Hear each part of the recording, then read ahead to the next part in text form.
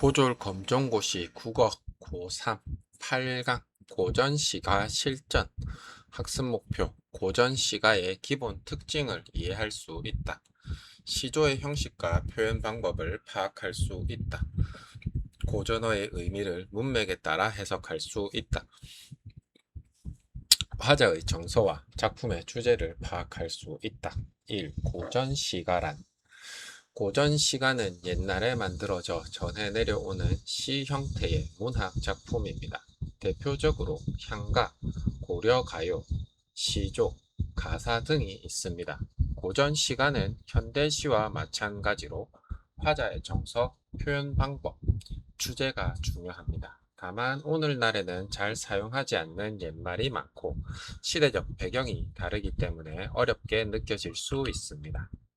핵심 고전 시가는 갈래, 화자, 정서, 표현, 주제를 중심으로 읽습니다. 고전 시가의 특징 고전 시가는 노래로 불리던 경우가 많습니다. 그래서 반복, 운율, 후렴구 등이 자주 나타납니다. 또 자연물을 활용하여 감정을 표현하는 경우가 많습니다. 예를 들어 달, 꽃, 산, 강, 바람, 새 등을 통해 그리움, 외로움, 충성, 사랑, 자연에 대한 만족 등을 나타낼 수 있습니다. 핵심 고전 시가에서는 자연물이 단순한 배경이 아니라 화자의 정서나 주제를 드러내는 역할을 하기도 합니다. 시조란 시조는 우리나라의 대표적인 고전 시가 형식입니다. 고려 말에 형성되어 조선시대에 크게 발전했습니다. 시조는 기본적으로 초장, 중장, 종장의 3장으로 구성됩니다. 핵심 시조는 초장, 중장, 종장의 3장 형식 시조의 기본 형식 평시조는 일반적으로 3장, 6구, 45자 안팎의 형식을 가집니다. 각 장은 일정한 리듬을 이루며 전개됩니다. 보통 초장에서는 상황이나 배경을 제시하고 중장에서는 내용을 발전시키며 종장에서는 생각이나 감정을 마무리합니다. 핵심 평시조의 기본 형식은 3장 6구 45자 안팎 시조의 종장 시조에서는 특히 종장이 중요합니다. 종장은 작품의 마지막 부분으로 화자의 생각이나 감정이 집중되거나 내용의 전환이 일어나거나 주제가 강조되는 경우가 많습니다. 시험에서는 종장의 기능으로 적절한 것은 과 같은 문제가 나올 수 있습니다. 핵심 종장에서는 정서 강화, 내용 전환, 주제 강조가 자주 나타납니다. 시조의 종류 시조는 형식에 따라 여러 종류로 나눌 수 있습니다. 1. 평시조 기본적인 형식을 갖춘 시조입니다. 3장 6구 40, 45자 안팎의 형식을 따릅니다. 2. 엇시조 평시조보다 특정 부분이 길어진 형태입니다. 3. 사설시조 평시조보다 내용이 길고 자유롭게 확장된 형태입니다. 생활의 모습이나 풍자적 내용을 담는 경우도 많습니다. 핵심 평시조는 기본형, 엇시조는 일부가 길어진, 사설시조는 내용이 길고 자유로운. 고전시가의 화자 고전시가에서도 시 속에서 말하는 사람을 화자라고 합니다. 화자는 임을 기다리는 사람, 고향을 그리워하는 사람, 자연 속에서 살아가는 사람, 임금에게 충성을 나타내는 사람 등 다양하게 나타날 수 있습니다. 화자를 파악하려면 누구에게 말하고 있는가, 무엇을 바라보고 있는가, 무엇을 바라고 있는가를 살펴보면 좋습니다. 핵심 고전시가도 현대시처럼 화자의 상황을 먼저 파악해야 합니다. 임의 의미 고전시가에서는 임이라는 대상이 자주 등장합니다. 임은 단순히 사랑하는 사람만을 의미하지 않습니다. 작품에 따라 사랑하는 사람, 임금, 그리워하는 대상, 이상적인 존재 등을 의미할 수 있습니다. 따라서 무조건 연인이라고 판단하면 안 됩니다. 핵심, 임의 의미는 작품의 문맥과 시대적 배경에 따라 달라집니다. 자연 친화적 태도 고전 시가에서는 자연을 사랑하고 자연 속에서 살아가는 삶을 만족스럽게 표현하는 경우가 많습니다. 예를 들어 산과 물을 가까이 하며 벼슬이나 부귀보다 자연 속의 평온한 삶을 더 중요하게 생각하기도 합니다. 이러한 태도를 자연 친화적 태도라고 할 수 있습니다. 핵심: 자연 속 삶의 만족과 즐거움을 표현하면 자연 친화적 태도. 안빈낙도. 고전 시가에서 자주 등장하는 개념 중 하나가 안빈낙도입니다. 안빈낙도는 가난한 생활 속에서도 자신의 도를 지키며 삶을 즐겁게 살아가는 태도를 말합니다. 즉, 돈이나 권력을 쫓기보다 자신의 가치와 정신적인 만족을 중요하게 여기는 태도입니다. 핵심: 안빈낙도는 가난 속에서도 도를 지키며 삶을 즐기는 것을 의미함. 연군지정. 고전 시가에서는 임금을 그리워하거나 임금에 대한 충성심을 나타내는 작품도 많습니다. 이러한 마음을 연군지정이라고 합니다. 연군은 임금을 그리워한다는 뜻입니다. 따라서 작품에서 임금, 충성, 나라, 벼슬 등의 내용이 나타나면 연군지정과 관련될 수 있습니다. 핵심: 연군지정은 임금을 그리워하고 충성하는 마음. 자연물을 통한 감정 표현. 고전 시가에서는 자연물을 이용하여 화자의 감정을 간접적으로 표현하기도 합니다. 예를 들어 외로운 기러기, 지는 꽃, 차가운 달, 흐르는 물 등을 통해 외로움, 이별, 그리움, 세월의 흐름 등을 나타낼 수 있습니다. 핵심: 자연물의 의미는 고정되어 있지 않습니다. 반드시 화자의 상황과 문맥을 함께 봐야 합니다. 반복 표현. 고전 시가에서는 같은 말이나 구절을 반복하는 경우가 많습니다.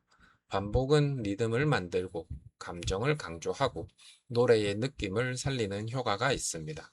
특히 고려 가요 등에서는 후렴구가 반복되는 경우가 많습니다. 핵심: 반복의 효과는 운율 형성, 정서 강조, 내용 강조가 있습니다.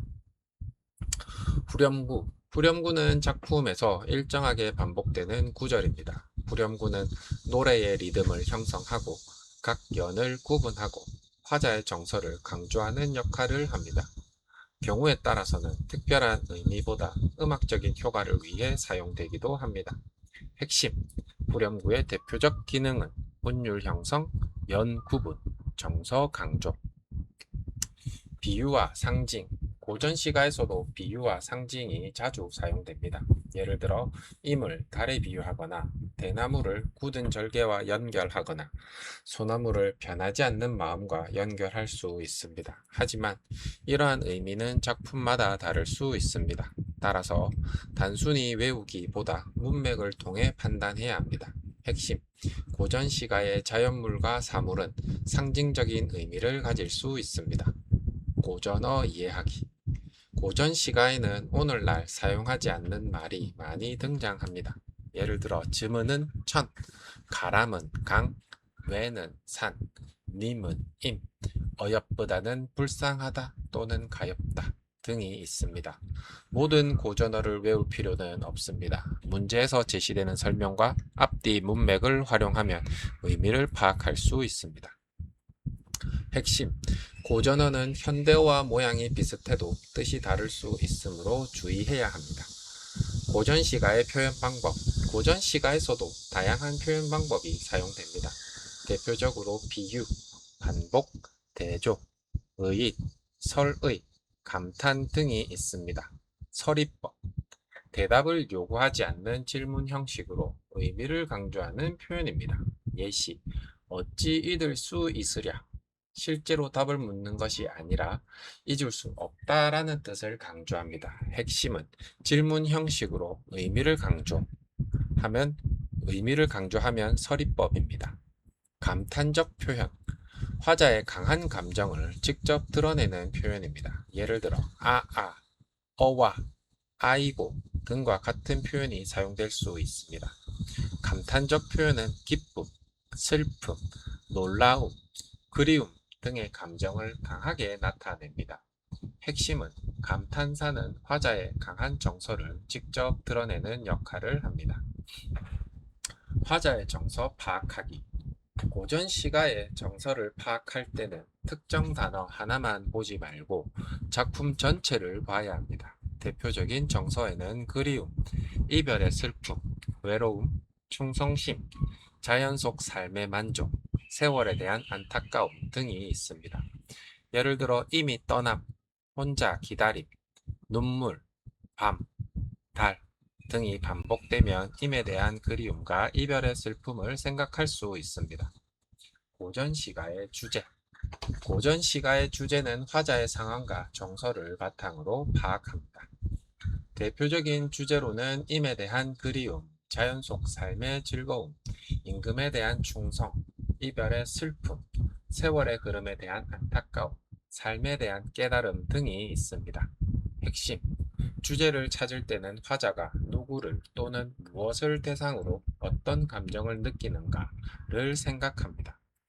작품을 현대어로 이해하기. 고전 시가는 옛말 때문에 어렵게 느껴질 수 있습니다. 이럴 때는 먼저 작품을 현대어로 간단하게 바꾸어 생각하면 좋습니다. 예를 들어 님 그리워 잠 못 이루노라 라는 내용이라면 사랑하는 사람을 그리워하여 잠을 이루지 못한다 라고 이해할 수 있습니다.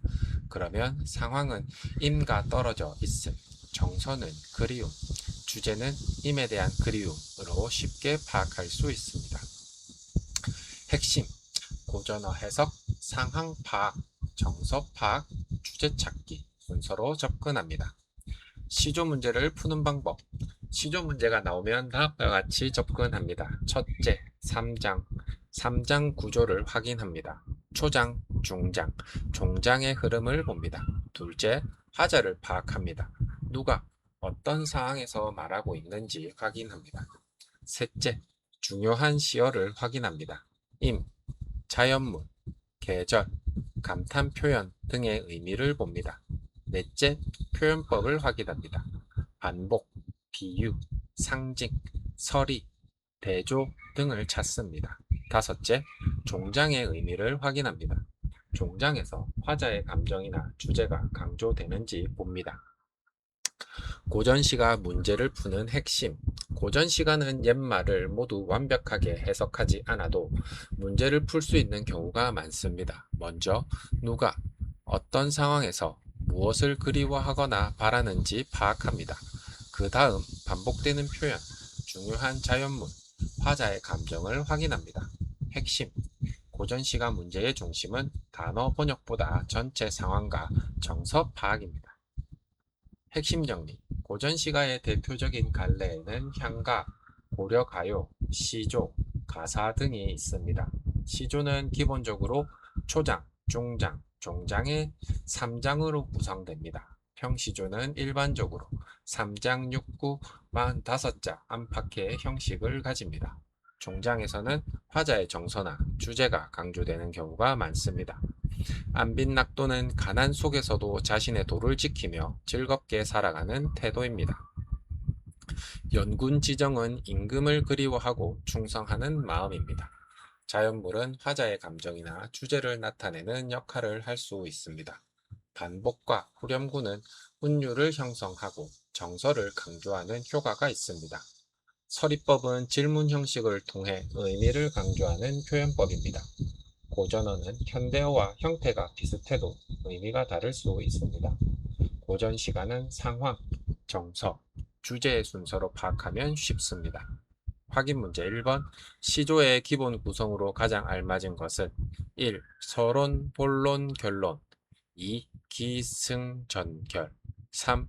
초장, 중장, 종장 4. 발단, 전개, 절정. 정답은 3번 초장, 중장, 종장.